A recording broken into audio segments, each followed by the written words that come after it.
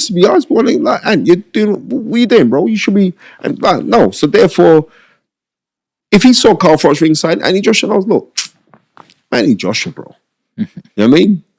I am Anthony Joshua, right? And that's the truth. But one thing I do know about Carl Froch, he's comfortable within his own skin. He likes when people talk shit about him. It doesn't bother him. But we'll see. So being that we're on the heavyweight scene and we're talking all about that, was it a shock to you when Usyk beat Tyson Fury earlier this year? Not at all. Because Usyk is very good. It wasn't a shock, but I still picked Tyson Fury to win, right? Simply because Tyson Fury can do genius stuff in that boxing ring. I've witnessed it. I've seen it. He does genius stuff. But if you understand what you're watching, if you can understand what you're watching, then you know that was freaking clever on what Tyson Fury did. But Usyk is a different breed. Totally different breed. Very highly skilled. Like incredibly highly skilled. Knows how to, and like he's like, you know what Usyk's like? Usyk is like Chinese water torture. You know, like little drops of water. It just catches up with you till it drives you insane. And that's what he did. You can see from the first round, from his southpaw position, he stood with Tyson Fury. He's throwing left hand straight down to his body. He's throwing a jab to Tyson's body from the first round. And what he was doing, he was deliberately doing that. That's to lower Tyson Fury's guard. And he lowered his guard. He had to wait till round 8 and 9 before he could let off a big shot. And he let off that big overhand left on Tyson Fury that had... Yeah, it looked like it broke his nose or something. Yeah, exactly. When it just went and hit him, and Tyson wasn't the same after that. Exactly. Yeah, I mean, he wobbled up with her. So because of that, Usyk is just another level. You know what I mean? He is. So that I wasn't shocked that Usyk won the fight. What I am shocked about is that he could hurt Tyson Fury in a way that he did, because prior to the fight, me and like Tony Bombabellu, we speak regularly. Tony's my guy. Big shout out to Tony. Lovely man. Right? And I said, Tony, how do you see this? I'm telling you, Spence, he's gonna do Tyson. He said the guy mentally drains you when you fight him. I remember Tony Bellew put up a very, very gallant performance against him before getting knocked out. Yeah. He said the guy makes you fight his fight, and you're always wary in there, and he mentally zaps you. And so said, so done. Come fight time, what happened? You know what I mean? He got to Tyson Fury. And that's Tyson Fury. But then also, when I'm looking at it, I'm saying, you know what? Those 3 fights that Tyson Fury had with Deontay Wilder had to have had some effect on you. Right? Similar to when Muhammad Ali fought Joe Frazier 3 times.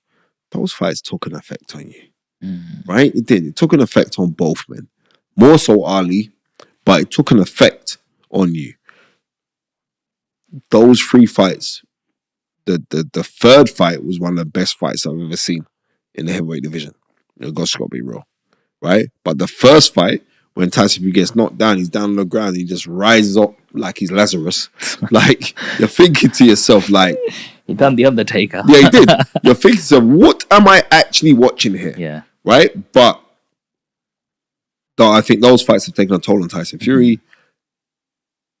And Usyk took advantage of the fact that those fights have taken the toll, because he's technically sound and he's a very, very confident man. And he came out victorious. The way I've sort of also looked at it is Usyk seems like a man of discipline. It looks like he lives that life in and out of the ring. He's always training hard. He's went to the army. He doesn't look like, he's abusing his body, where I feel when Tyson's out of camp, he doesn't sometimes live that lifestyle. What you see in the media. Listen, people are talking about the recent video. That's what you're talking about, where you see him drunk out of the... When he's drunk on the street, yeah? That's one of them, but sometimes you do see him out of shape as well. He does balloon up a little bit. Yeah, but it's not like... Tyson Fury, if you look at Tyson Fury has never had a body beautiful. He's never been, oh my goodness gracious, look at Tyson and all right. And remember, it's the next thing that people seem to forget. like, and I know you love your boxing, so you say Terence Crawford's one of the best fighters in the world, right? Yeah. You're like, he's fantastic, right? Top 3, easily, right? Tyson Fury, when he was in his hiatus, right? Or when he's saying the drinking, the drugs, and like the manic depression and being bipolar and everything else, and he decided to make a comeback. When Tyson Fury decided to make his comeback, he lost Terence Crawford in body weight. Let that sink in. He lost Terence Crawford in body weight to come back and fight. And then he fought 2 men that you wouldn't even hire for sparring. And then he fights Deontay Wilder, and he beat Deontay Wilder, but they called it a draw. All the credit in the world should be given to Tyson Fury. I think what people need to recognize, right, and forget about the amount of money that Tyson's got and all the rest of it, I think things are about championing life, right? And if Tyson Fury just to stop for a second and just say, you know what, I came back from when I was on the brink and I became world heavyweight champion and lineal heavyweight champion, right? Then you got to give yourself a pat on the back and say, don't be so hard on yourself. So when you say you seem out of shape or you seem drunk, I don't smoke, I don't drink. And that's not only because of religious purposes, but I just don't, right? And Tyson Fury is allowed, I would say, to let his hair down. What little he has left, right? I would say that Tyson Fury, we shouldn't be looking at Tyson, oh my goodness gracious, he was out and he was drunk and blah, blah. I'm just looking at that and I'm saying, that is European culture. Do you get what I'm saying? I'm not, that's European culture. So But- what? As a fan, though, like Tyson Fury has been my favorite. I used to watch him on Channel 5, you know, when he back in the days. Yeah, them times, like, you know, when I'm seeing, I'm like, Dad, I know we like this fighter and that fighter, but this guy's going to be champion. And Dad's like, oh, he's a bit out of shape. I'm like, it's not about muscles with boxing. You know what I mean? It's not about being body fit. This guy can move. He's like a lightweight the way he's going on, you know. So that's the time I've been following him, and I've always been a favorite. And it's like, I just wanted, as a fan, to see him undisputed. Because I feel that he deserved that with all the fights he's been in. The way he fights, southpaw, orthodox, the way his whole mentality is. When he ballooned up and he came back, I was like, this guy's going to do it. I know he's going to do it. He's got that mental ability.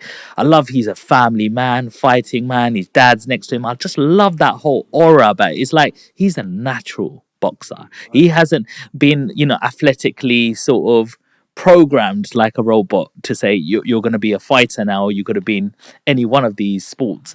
And that's what I love. But it's like, right, that last hurdle, I'm just like, why did he not use his size and power? Yeah, it's so much easier for us to be on the outside and say, well, why didn't you do this? And why didn't you do that? And we're not the ones in there, right? And I'm telling you that Usyk technically and tactically maneuvers you into a position where he can hit you and just do a little slight movement to get his head out of the way, right? And that's what he does. And he also lulled you into a full sense of security. And he did that with Tyson Fury. Because when Tyson Fury was all mucking around, and I think it was like round 4, round 5, where Tyson stuck it on him. And I thought, oh my, this ain't going to a couple more rounds. Yeah, that's right? it. And he sucked it up. Yeah. Remember, Tyson Fury's a big unit. Massive. He's a big unit. He sucked it up and he came back. So it's not like, oh, this guy deserves to be undisputed. If a man he's a massive, what was he? He was British champ. Was he European champion as well? He's British Commonwealth champion. He was even like, I think he was Southern Area and English champion. And he went on to become WBC and lineal heavyweight champion. Now, when you say this man deserves to be undisputed champion, I hear what you're saying. But when I look at great heavyweights of the past, one of the greatest heavyweights of all time who's got to be in everybody's top 10, not anybody, but everybody's top 10 is Larry Holmes.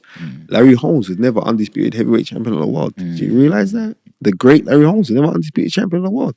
So when you look at things like that, I'm saying, well, even if you don't become undisputed champion of the world, Mr. Tyson Luke Fury, you're in good company. What happens in December when it's round 2? I want Tyson Fury to win. I do. Right? I want him to win. Whether he does, that's another story.